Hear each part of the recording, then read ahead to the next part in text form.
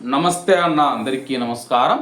ప్రస్తుతం కువైట్లోని విద్యుత్ ప్లాంటు మరియు నీటి శుద్ధి కర్మాగారం పైన ఇరాన్ దాడులు చేసిన విషయం అందరికీ తెలిసిందే.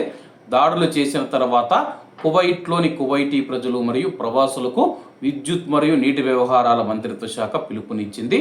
కువైట్లో ఉన్న ప్రవాసులు కావచ్చు, కువైటీ ప్రజలు కావచ్చు, దయచేసి విద్యుత్ను మరియు నీటిని పొదుపుగా వాడాలని చెప్పేసి, అలాగే ఆ యొక్క పిలుపుకు విశేష స్పందన వచ్చిందని చెప్పేసి కువైటు విద్యుత్ మరియు నీటి వ్యవహారాల మంత్రిత్వ శాఖ ప్రకటించింది. అత్యవసర పరిస్థితుల నేపథ్యంలో విద్యుత్ పొదుపు కోసం చేపట్టిన ప్రచారానికి ప్రజల నుంచి విశేష స్పందన లభించిందని కువైట్ విద్యుత్ మరియు నీటి వ్యవహారాల మంత్రిత్వ శాఖ తెలిపింది. కువైట్లోని కువైటీ పౌరులు మరియు ప్రవాసులు కలిసి విద్యుత్ వినియోగాన్ని తగ్గించడంతో కువైట్ దేశ విద్యుత్ గ్రిడ్ స్థిరంగా కొనసాగుతుందని పేర్కొంది.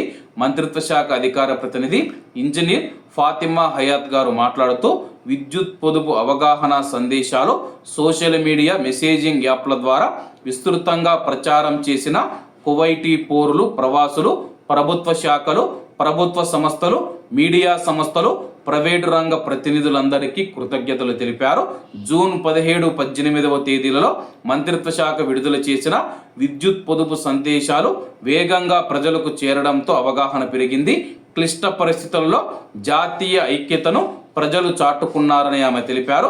గత 2 రోజులుగా ప్రజలు విద్యుత్ వినియోగాన్ని తగ్గించడంతో అంచనా కంటే విద్యుత్ డిమాండ్ తగ్గిందని, దీంతో సాంకేతిక బృందాలు జాతీయ విద్యుత్ గ్రిడ్ను స్థిరంగా నిర్వహించడంతో పాటు విద్యుత్ నీటి సరఫరాలలో అంతరాయం లేకుండా సేవలు అందించగలిగాయని చెప్పేసి ఫాతిమా హయాత్ గారు తెలిపారు.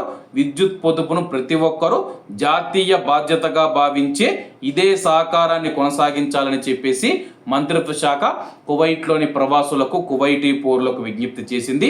విద్యుత్తును పొదుపుగా వినియోగించడం ద్వారా దేశ వనరులను సంరక్షించడంతో పాటు నీటి వ్యవస్థల స్థిరత్వం, కీలక సేవల అందించడానికి తోడ్పడుతుందని చెప్పి ఆమె వివరించారు. కాబట్టి కువైట్లో ఉన్న మన ప్రవాసులు కూడా ఎక్కువ మంది జనాభా ఉండేది ప్రవాసులే, కాబట్టి వాళ్ళు కూడా దీన్ని జాతీయ బాధ్యతగా తీసుకొని కువైట్ దేశానికి సపోర్ట్ చేయాలని చెప్పేసి విద్యుత్ మరియు నీటిని పొదుపుగా వాడడంతో సాధ్యమైంది. కాబట్టి అందరూ బాగుండాలి, ఎందులో మనం ఉండాలి. అందరికీ నమస్తే అన్న, జై హింద్.